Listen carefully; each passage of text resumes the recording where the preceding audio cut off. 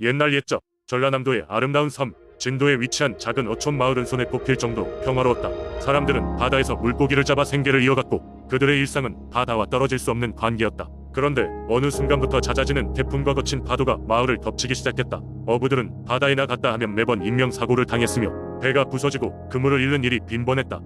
어부들은 마침내 긴급 회의를 소집하여 문제의 해결책을 찾아보려 했다. 회의에서 마을의 가장 지혜롭고 나이가 많은 이방인 할머니가 말했다. 우리의 선조들은 믿음과 정성으로 바다의 신에게 복을 구했었지. 이제는 우리가 그 신께 다시 호소할 때인 것 같구나. 그래서 너희 모두를 위해 이야기를 들려주마. 그렇게 시작된 이야기는 오래전으로 거슬러 올라갔다. 전설에 따르면 이곳 진도의 바다에는 붕어령이라는 신이 살고 있었다. 붕어령은 서해의 파도를 다스리며 어부들이 안전하게 물고기를 잡을 수 있도록 도와주는 수호신이었다. 하지만 사람들은 시간이 지나면서 붕어령에게 감사하는 마음을 잊었고 어느 순간부터 바다에 풍작이 줄어들기 시작했다고 한다. 이방인 할머니는 계속해서 말했다. 붕어령은 인간의 감사를 즐기고 사랑에 기뻐한단다. 그래서 우리는 매년 봄철에 붕어제를 열어 신께 우리의 마음을 전했다. 하지만 시간이 지나면서 우리가 게을러졌고 그 결과가 바로 지금의 혼란이란다. 어부들은 할머니의 이야기를 듣고 난 마을 회관에서 부랴부랴 붕어제를 준비하기 시작했다. 그들은 최고의 음식과 술을 바치고 정성을 다하여 붕어령의 축제를 계획했다. 그리고 마침내 날이 밝았다. 마을 사람들은 모두 모여 함께 춤을 추며 노래를 부르고 바다에 대한 경애를 표현했다. 그날 밤 어부들은 꿈속에서 특별한 장면을 보았다. 거대한 바다에 신이 나타나 그들에게 말을 걸었다. 너희들의 정성이 내 마음에 들었느니라. 앞으로 진도의 바다는 풍요로움으로 가득 차게 될 것이니라. 꿈에서 깨어난 어부들은 서로의 꿈 이야기가 모두 같다는 것을 알고 크게 놀랐다. 그 다음 날부터 날씨는 차츰 평온해졌고 물고기는 다시 풍성하게 잡히기 시작했다. 마을 사람들은 매년 그들이 펼치는 축제에서 한 해의 고마움을 진심으로 담아 붕어령에게 감사 인사를 하고 있다.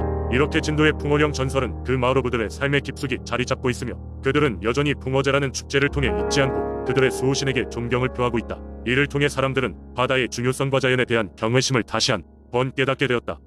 두 번째 이야기. 한 옛날 옛적 제천의 아름다운 산과들이 펼쳐진 마을에 영업이라는 이름을 가진 가난한 농부가 살고 있었습니다.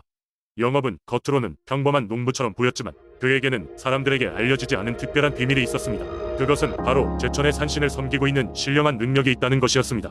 어느 날 영업은 매년 가뭄으로 인해 열매가 제대로 자라지 않던 자신의 농장에 나가 농작물을 돌보고 있었습니다. 그날도 어김없이 맑은 하늘이었으나 비는 내리지 않았습니다. 수확할 때가 되어서도 메마른 밭은 그저 황폐하기만 했습니다. 차마 포기할 수 없던 영업은 제천 산신에게 간절히 기도를 드리기로 했습니다. 덕분인지 그의 기도는 산신에게 닿았고 어느 날 밤 꿈속에서 산신이 그의 앞에 나타났습니다. 산신은 온화한 목소리로 말했습니다. 영업아, 너의 간절함과 착한 마음을 하늘은 알고 있다. 내가 널 위해 비를 불러오겠노라. 하지만 그 전에 나와 약조할 것이 있으니 너는 마을의 요정 바위 밑에서 무언가를 찾아 그곳에 있는 자에게 돌려주도록 하라. 영업은 잠에서 깨어나 산신의 말씀을 명심했습니다. 다음날 영업은 요정 바위로 향했습니다. 그곳에는 날카롭고 우뚝 선 바위가 있었고 바위 밑에는 오래된 사당이 있었습니다. 그곳에 도착하자 영업은 무언가 빛나는 것을 발견했습니다. 그것은 놀랍게도 수백 년 전 전설에 용이 남기고 갔다는 용의 비늘이었습니다. 그는 이 귀중한 비늘을 조심스레 자신의 옷소매에 감쌌습니다. 하지만 이 귀한 보물을 어떻게 돌려줘야 할지 막막하기만 했던 영업은 다시 한번 산신을 찾아갔습니다. 산신의 목소리는 이번에는 부드럽게 들렸습니다. 영업아, 용의 비늘은 너의 농지를 살릴 열쇠이니라. 비늘을 너의 농장의 중심에 묶고 농부의 숭고한 마음을 담아 자서 대대로 이 땅을 가꾸어라. 영업은 이 말을 따르기로 했습니다. 비늘을 농장의 중심에 묻자 정말로 놀라운 일이 일어났습니다. 며칠이 지나지 않아 하늘은 시꺼멓게 구름으로 뒤덮이고 드디어 단비가 내리기 시작했습니다. 비가 그치고 난 뒤 그의 밭에는 무성한 곡식과 아름다운 꽃들이 피어났습니다. 마을 사람들은 이 기적 같은 변화를 보고 의아해했지만 영업은 산신과 약속을 지켰기에 그 비밀을 혼자 간직할 수 있었습니다. 그 후로도 영업과 그의 후손들은 제천에서 번성하며 지역 주민들과 함께 행복한 삶을 살아갈 수 있었습니다. 그들은 항상 산신과 자연을 경외하며 조상들의 지혜를 이어갔습니다. 이렇게 제천 민속신앙에서 영업 의용기의 이야기는 세월이 흘러도 사람들 사이에서 선한 믿음과 자연의 경의를 상기시키는 이야기로 계속 전해져 내려오고 있습니다. 세 번째 이야기. 옛날 옛적 한국의 아름다운 해안 마을 울진에는 평화로운 어촌이 있었습니다. 이곳 사람들은 대대로 바다에서 생계를 이어갔으며 바다를 지배하는 신령을 맹목적으로 숭배하였습니다. 그 신비로운 바다 신령 해문성 은 하늘과 바다의 경계를 초월하여 인간의 세계에 간섭할 수 있는 힘을 가진 존재로 알려져 있었습니다. 가끔 해문성은 바람을 타고 사람들 사이에 나타나 사람들의 귀에 속삭이며 그들에게 복을 약속했습니다. 특히 바다로 나가는 어부들은 늘 해문성에게 올바른 길로 인도받기를 기도하며 그날의 풍요로운 수확을 기원하곤 했습니다.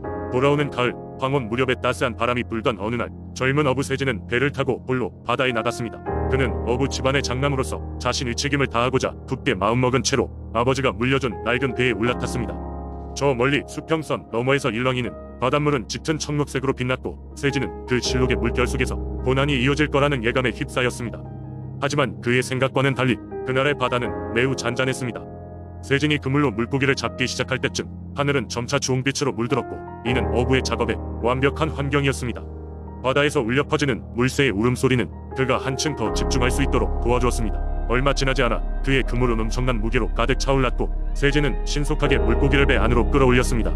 그때 갑자기 바람이 강하게 불더니 세진의 배가 심하게 흔들리기 시작했습니다. 세진은 이를 대수롭지 않게 여기며 다시 일에 몰두했습니다. 하지만 그 순간 그의 귓가로 낯선 목소리가 들려왔습니다.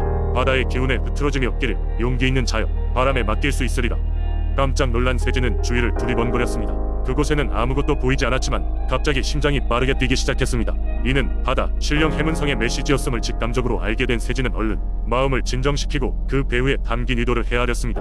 곧이어 선명하게 펼쳐진 대양은 세진을 새로운 경치를 안내했습니다. 예기치 않은 곳에서 커다란 물고기떼가 나타나기 시작한 것이죠. 평소에 손쉽게 낚을 수 없었던 희귀한 물고기들이 그의 그물에 가득 찼습니다. 일각이 지나자 그의 배는 포화 상태가 되었고 그는 더 이상 고기를 담을 수 없을 지경에 이르게 되었습니다. 이런 기적은 결코 우연이 아니었습니다. 세진은 신성한 바다 신령 해문성이 자신에게 이와 같은 은혜를 베풀었다고 확신했습니다. 그날 밤 세진은 마을로 돌아와 마을 사람들과 함께 그동안의 놀라운 경험을 나눴습니다. 그의 이야기에 감명받은 사람들은 해문성을 더 열렬히 경배하고 바다에 대한 존경심을 다시 세울 것을 맹세하게 되었습니다. 이후로도 세진은 그의 가족과 마을 사람들과 함께 해문성의 이야기를 전해 내려오다 결국 울진 지역의 신화적인 이야기로 자리매김하게 되었습니다. 그들은 해문성이 언제나 그들의 주위를 맴돌며 안전을 지켜주리라 믿었고 이로 인해 울진은 보다 더 번영하고 균형 잡힌 어촌으로 성장할 수 있었습니다. 네 번째 이야기. 옛날 옛적 의정부에 보유한 산속 깊은 곳에는 맑고 투명한 선녀탕이 있었다고 전해진다. 사람들은 그 물이 가뭄을 달래고 농작물의 생기를 불어넣는 신비로운 힘을 가졌다고 믿었다. 이곳은 원래 선녀들이 하늘에서 내려와 목욕을 즐기던 곳이었는데 그로 인해 주민들 사이에서는 선녀들의 자취가 남아 신성한 장소로 여겨지게 되었다. 한편 이 마을에 살던 착하고 성실한 청년 이수는 매일같이 숲에서 나무를 하며 근처에 사는 병든 할머니를 돌보고 있었다. 할머니는 언제나 이수에게 과일이나 음식을 나눠주며 그는 할머니를 친할머니처럼 모시고 지냈다. 하지만 할머니의 병은 날로 악화되어 가고 있었다. 그러던 어느 날 이수는 할머니의 병간호를 하다 지쳐 나무하러 가던 도중 우연히 선녀탕을 발견하게 되었다. 그는 그 물이 신성하다는 이야기를 들었으니 아마도 할머니의 병을 고칠 수 있을지도 모른다는 생각에 조심스럽게 물을 퍼 담아 가져가기로 결심했다. 그날 밤 할머니는 이수가 가져온 물을 조금 마셨다. 놀랍게도 다음날 아침 할머니는 어제의 힘겨움이 무색하리만 치활력을 되찾은 모습으로 깨어났다. 마을 사람들은 이 소식을 듣고 하나둘씩 선녀탕에 물에 관심을 갖기 시작했다. 그 후로도 많은 마을 사람들이 병을 치료하기 위해 선녀탕으로 몰려갔다. 어떤 이들은 원하는 것이 이루어지기를 희망하며 그곳에 물로 기도를 올렸다. 마을에서는 이 사건을 계기로 해마다 선녀탕을 기리는 축제가 열리게 되었다. 이수는 이 이야기에 대해 말하는 것을 꺼려했지만 마을 사람들 사이에선 항상 그를 사랑과 존경의 시선으로 대했다. 그리고 몇 년이 지나도 선녀탕 유물은 늘 그 자리를 지키며 마을 사람들의 소망을 들어주었다고 한다.